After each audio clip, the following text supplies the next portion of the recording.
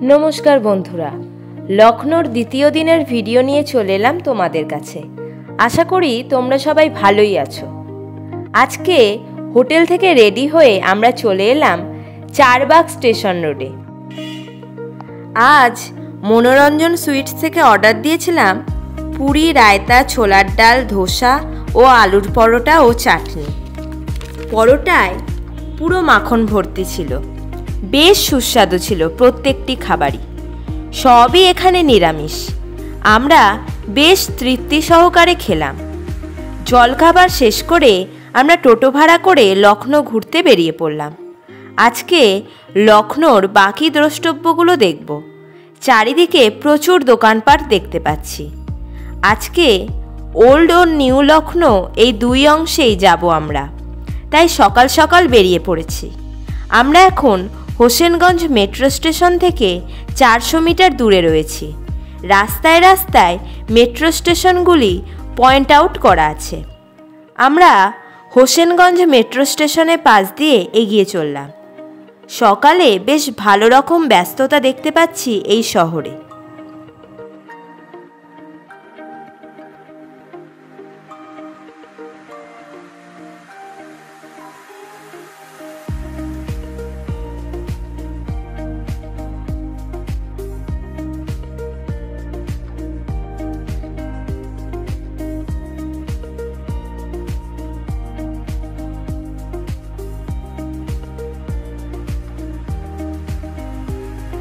मोड़ पेरिये आमरा पौंछे गेलाम सादात आली खानेर टम्बेर काछे।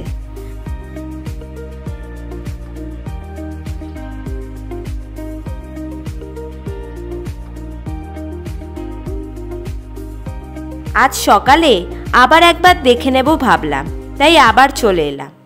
गतकाल बिकेले एसेछिलाम एखाने, तखन सन्धे हये गेछिलो।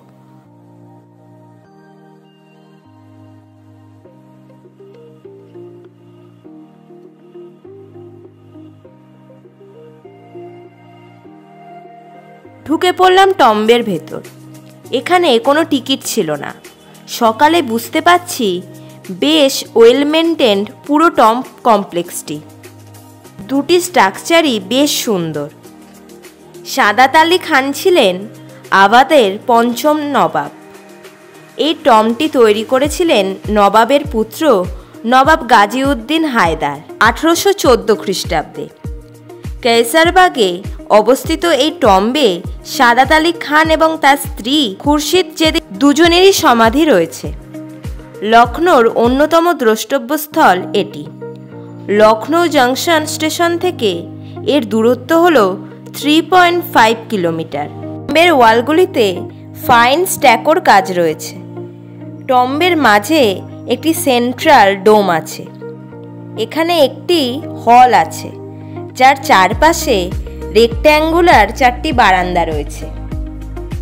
টম্বের ভেতরের ফ্লোর সাদা মার্বেল ও কালো পাথর দিয়ে মোড়া, যা সাধারণত রাজস্থান ও ভারতের অন্য প্রান্তে পাওয়া যায়। সাদাত আলী খানের টম্বের 10 বছর পর তার স্ত্রীর টম্বটি তৈরি হয়।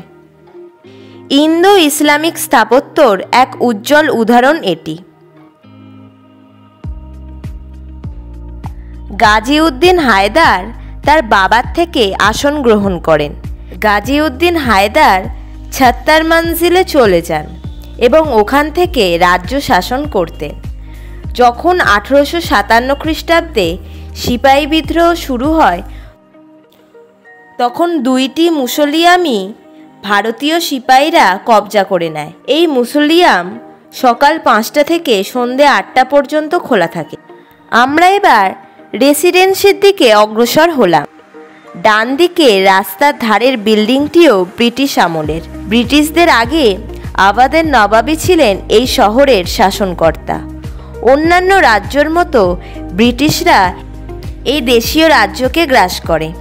নবাবের আমলে শিল্প সংস্কৃতির পরিচায়ক হয়ে উঠেছিল এই শহর। এখন বেশ উন্নত এই শহর। অনেক পার্ক হয়েছে এই লখনৌ শহরে। লখনৌয়ে ব্রিটিশ রেসিডেন্সি এই শহরের অন্যতম পুরনো স্থাপত্য।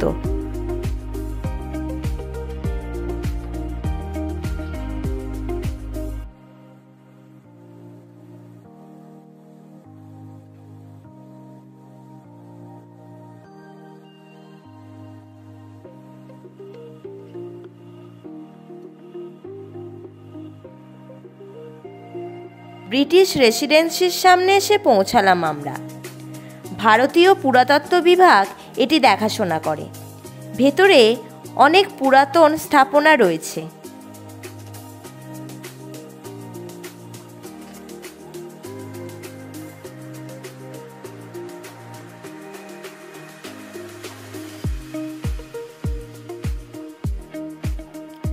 আমরা টিকিট কেটে ভেতরে প্রবেশ করলাম।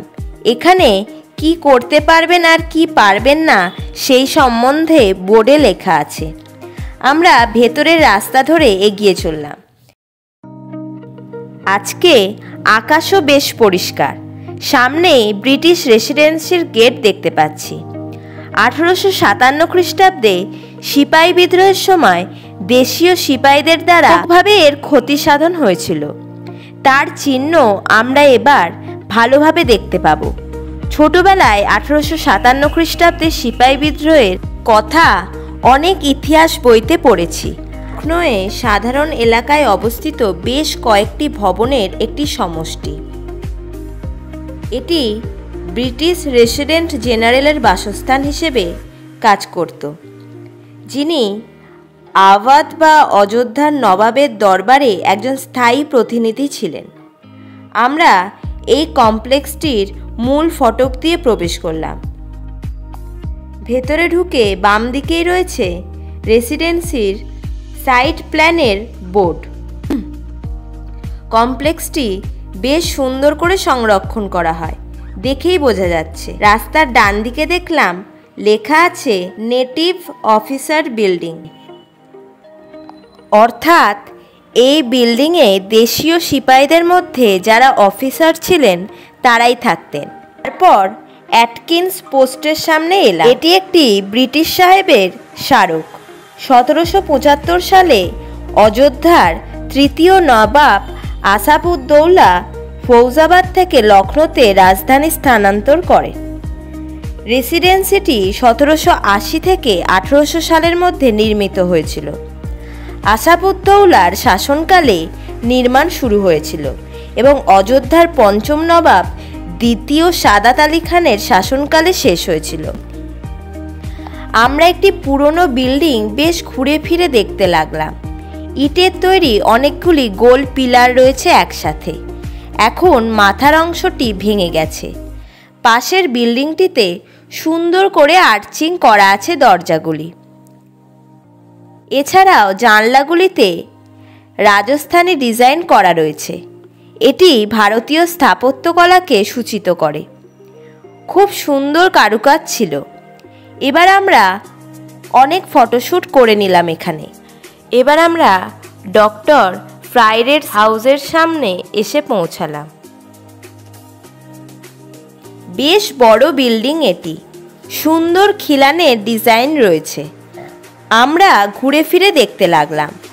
1857 খ্রিস্টাব্দে 1 জুলাই থেকে 1857 সালের 17 নভেম্বরের মধ্যে রেসিডেন্সি অবরোধের শিকার হয়, যা 1857 সালের ভারতীয় সিপাহী বিদ্রোহের অংশ ছিল। 1858 সালের মার্চ মাসে ইস্ট ইন্ডিয়া কোম্পানি লখনৌ পুনরুদ্ধার করেন। যুদ্ধের সময় রেসিডেন্সি ব্যাপক ক্ষতির সম্মুখীন হয় এবং তখন থেকেই এটি ধ্বংসস্থলে পরিণত হয়। আমরা রাস্তা ধরে সামনে এগিয়ে চলেছি। দুপাশ দিয়ে সব বিল্ডিং রয়েছে।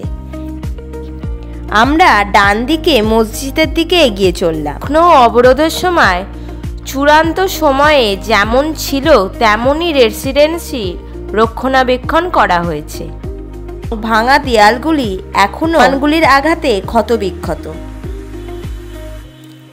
ভারতের স্বাধীনতার পর থেকে খুব বেশি পরিবর্তন হয়নি। ধ্বংসপ্রাপ্ত ভবনটি এখন লন এবং ফুলের বিছানা দ্বারা বেষ্টিত এবং এটি একটি পর্যটন আকর্ষণ হিসাবে কাজ করে। আমরা মসজিদ ও ইমামবাড়ার কাছে এসে পৌঁছালাম। বেশ সুন্দর কারুকাজ রয়েছে।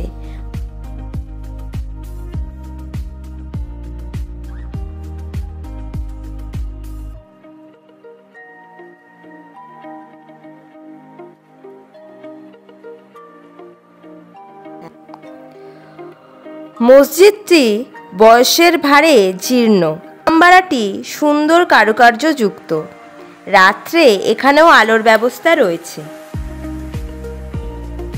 কাছাকাছি ধ্বংসপ্রাপ্ত গির্জার কবরস্থানে 2000 পুরুষ, মহিলা এবং শিশুর কবরও রয়েছে, যার মধ্যে স্যার হেনরি মন্টগোমারি লরেন্সের কবরও রয়েছে, যিনি অবরোধের সময় মারা গিয়েছিলেন। রেসিডেন্সির ইতিহাস প্রদর্শনের জন্য একটি আলো ও শব্দ প্রদর্শনীও প্রতি সন্ধ্যায় পরিবেশিত হয়। অনেক গাছপালা রয়েছে এখানে চারপাশে। আমরা একে একে সব বিল্ডিংগুলি ঘুরে ফিরে দেখছি। গাছের ছায়ায় পর্যটকদের বেশ সুবিধাই হয়।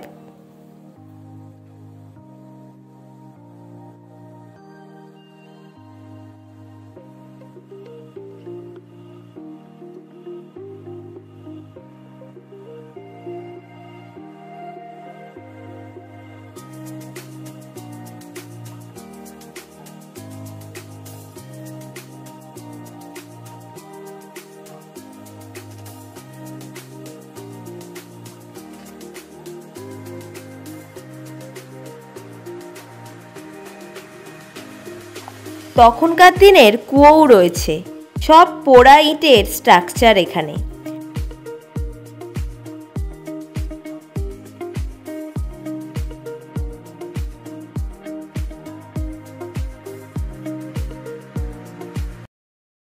আমরা ভেতরের রাস্তা দিয়ে এগিয়ে মিউজিয়াম দেখতে পেলাম। বেশ পুরনো বিল্ডিং এটি।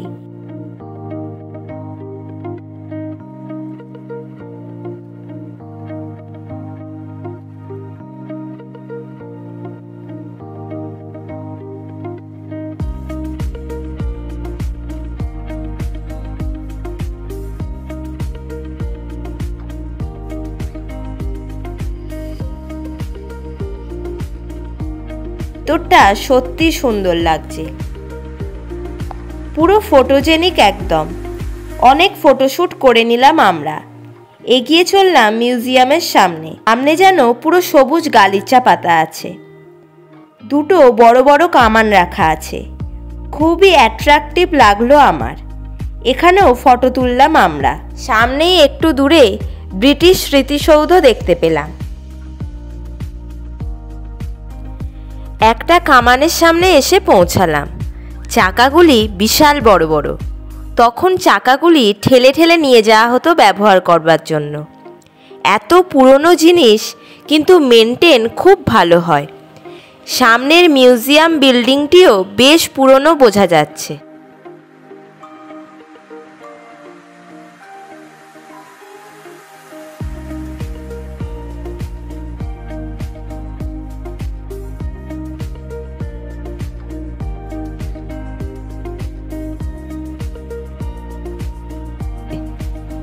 এখানে দেখলাম সোলার প্যানেলও বসানো আছে।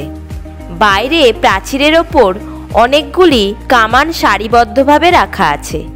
বেশ ছোট ও পুরনো কামান এগুলি।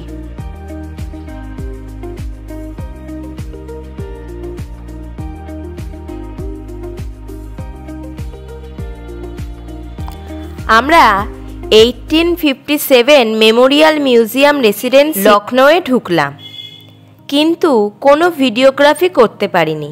ভেতরে সিপাহী বিদ্রোহের অনেক তথ্য রয়েছে, সাথে রয়েছে আরও অনেক ছবি। খানিকক্ষণ পর মিউজিয়াম দেখে বেরিয়ে এলাম।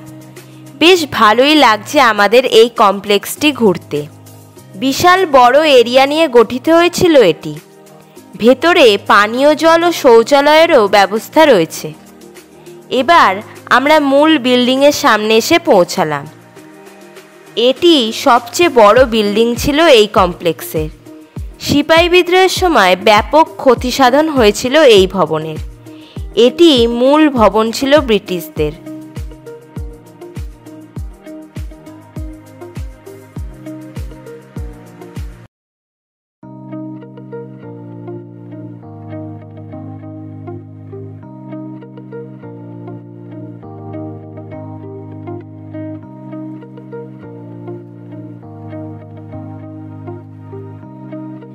ব্রিটিশদের স্মৃতিস্তম্ভ রয়েছে এদিক ওদিক।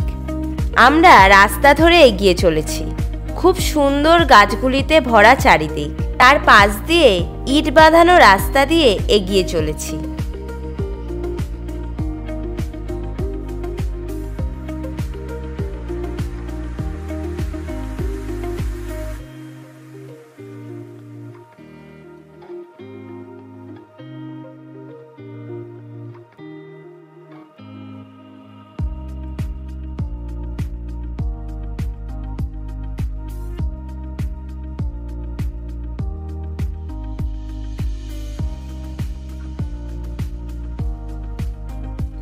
সামনের ডান দিকের বিল্ডিংটি ব্যাংকোয়েট ভবন ছিল। সত্যি বিল্ডিংগুলি সবই প্রায় বিশাল বিশাল ছিল। সব দেশীয় পোড়ামাটির ইট দিয়ে তৈরি হয়েছিল।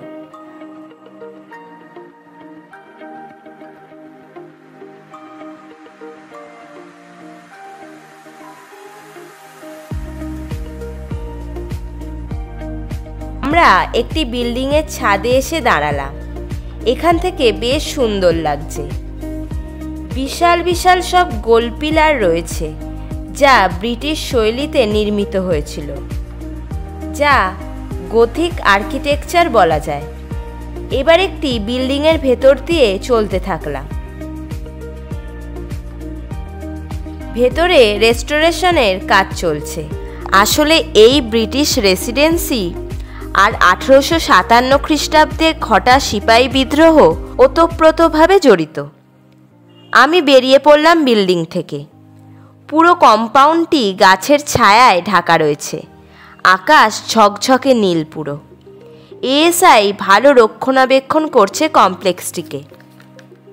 আমরা ব্যাংকোয়েটিং হল দেখে বেরিয়ে আসলাম।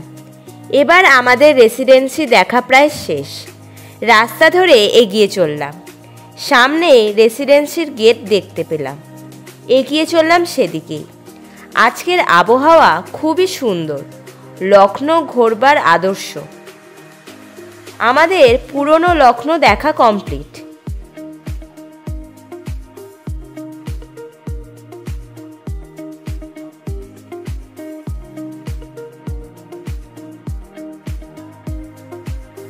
বাইরে বেরিয়ে টোটো করে এগিয়ে চললাম। রাস্তার বাম পাশ দিয়ে রেসিডেন্সি ফেলে আমরা এগিয়ে চলেছি।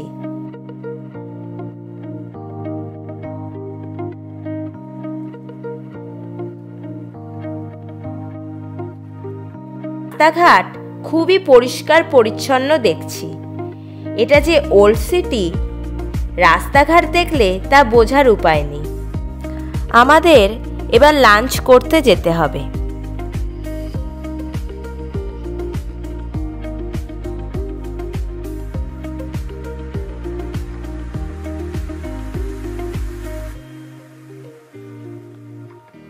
আমরা বাম দিকে কার্গিল মেমোরিয়াল পার্ক ফেলে এগিয়ে চলেছি। কার্গিল যুদ্ধের শহীদের উদ্দেশ্যে এটি তৈরি করা হয়েছে। শহীদ উপবনের পাশ দিয়ে আমরা এগিয়ে চলেছি। পুরো লখনৌ জুড়ে প্রচুর পার্ক রয়েছে, যার জন্য গাছপালাও বেশি। যানজট তেমন দেখতে পাচ্ছি না।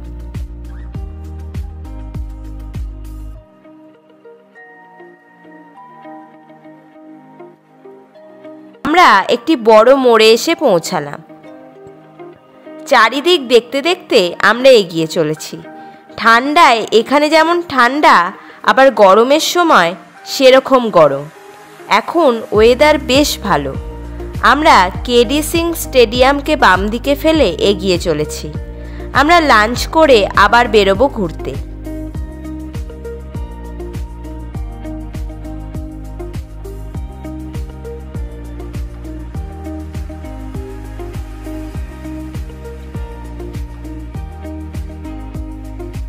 আমরা হজরতগঞ্জে দস্তারখানায় এসে পৌঁছালাম। সুনাম শুনেছি অনেক এদের মোগলাই খাবারের জন্য। এটা তুলনামূলক নতুন আউটলেট। এদের আরও আউটলেট রয়েছে। আমরা ভেতরে এসে বসলাম। ভেতরটা বেশ গোছানো। অনেকেই বসে খাওয়া দাওয়া করছে। আমরা অর্ডার দিয়েছিলাম রুমালি রুটি, লাচ্ছা পরোটা, কালি মির্চ, চিকেন লাগান ও সাথে স্যালাড। আর মিষ্টির মধ্যে শাহী টুকরা ও ক্ষীর অর্ডার দিয়েছিলাম।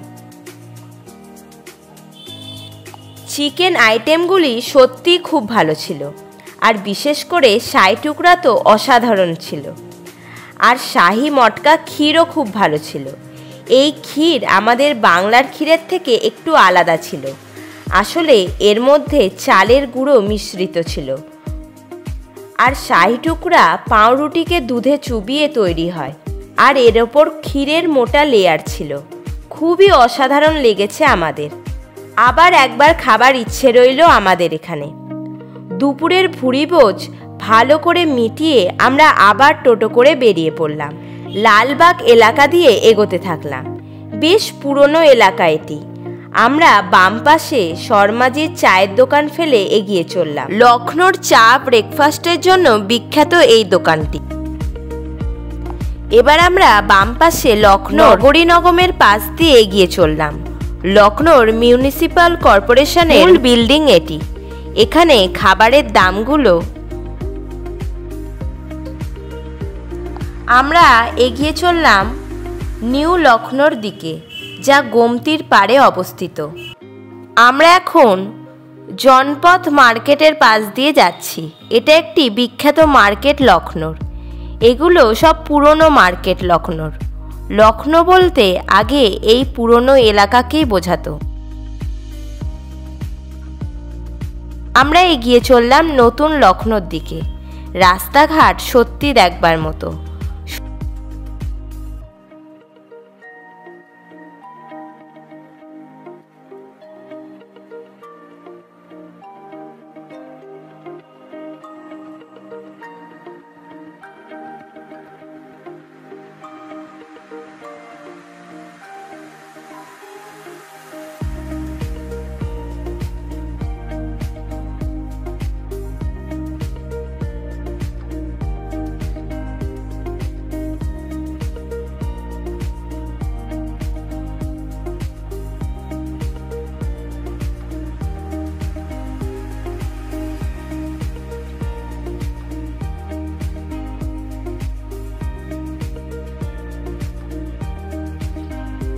করে গড়া লোহিয়া দ্বারের পাশ দিয়ে এগিয়ে চললাম।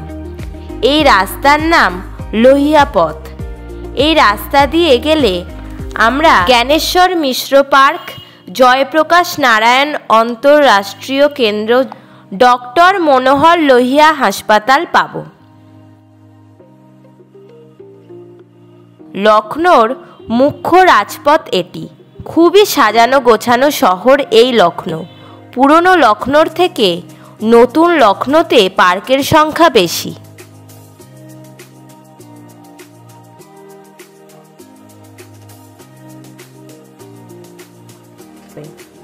খুব গোছানো এই জায়গাটি। বিশাল বড় মোড়ের মাথা এটি।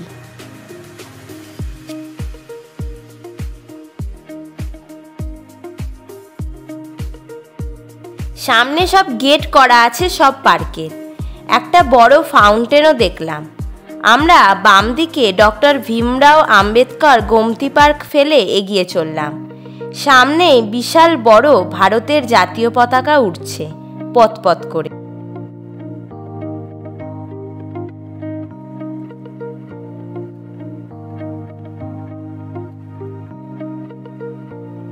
একটু দূরে ভীমরাও আম্বেদকর পরিবর্তন স্থলের গেট দেখতে পাচ্ছি। খুব সুন্দর লাগছে গেটটি দেখতে।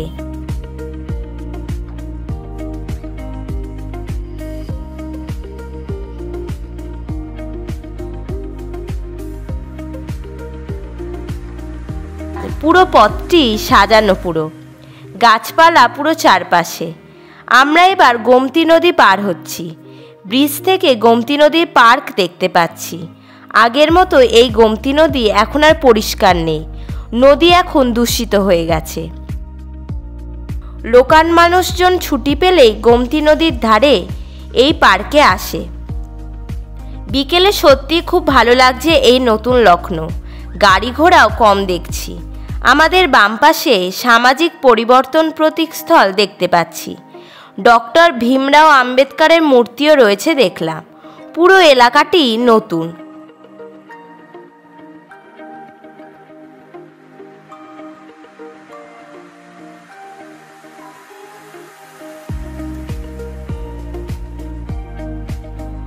গতিতেই এগিয়ে চলেছি। ডান দিকে দূরে ভীমরাও আম্বেদকর পরিবর্তন স্থলের স্থাপত্য দেখতে পাচ্ছি। এখানেও আসবো আমরা। খুব স্মুথলি গাড়ি ঘোড়া চলছে এখানে। প্রচুর গাছপালা চারিদিকে। বোর্ড বলছে বাম দিকে লোহিয়া পার্ক। এবার আমরা বাম দিকে জয়প্রকাশ নারায়ণ ইন্টারন্যাশনাল সেন্টার পেরিয়ে এগিয়ে চললাম। বিশাল বড় এলাকা নিয়ে ভীমরাও আম্বেদকর পরিবর্তন স্থল অবস্থিত। এর পার্কিং পেরিয়ে আমরা উত্তরপ্রদেশ মেট্রো ভবনের সামনে এগিয়ে চললাম। মেট্রো এখানে বেশ জনপ্রিয়। এখন আমরা যাচ্ছি জ্ঞানেশ্বর মিশ্র পার্ক দেখতে। রাস্তায় বোর্ড দিয়ে পথ নির্দেশ করা আছে।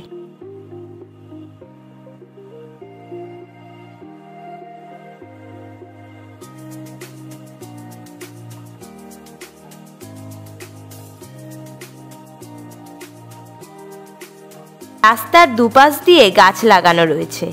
সামনে সাদা রঙের সাহারা ইন্ডিয়া পরিবেশের গেট দেখতে পাচ্ছি। আমরা বাম দিকে ঘুরে গেলাম। এগিয়ে চললাম পার্কের দিকে। ভীষণই সুন্দর রাস্তাঘাট এখানে। বিকেলবেলা খুবই ভালো লাগছে। তোমরাও লখনৌ আসলে বিকেলবেলা নিউ লখনৌ ট্যুরে আসবে। রোদের তেজও থাকবে না আর হাওয়াও থাকবে। ভালোভাবেই ঘোরাঘুরি করা যাবে। আর গাড়ির থেকে টোটো বা অটোতে আসা বেশি মনোরম। সত্যি রাস্তাঘাট নিয়ে কিছু বলার নেই। এখানে না আসলে হয়তো বুঝতেই পারতাম না এত সুন্দর লখনৌ। আজকের ভিডিও এই পর্যন্তই। বাকি ভিডিও পরের পর্বে আসবে তোমাদের জন্য। এই পর্বটি কেমন লাগলো অবশ্যই কমেন্ট করে জানিও। টাটা।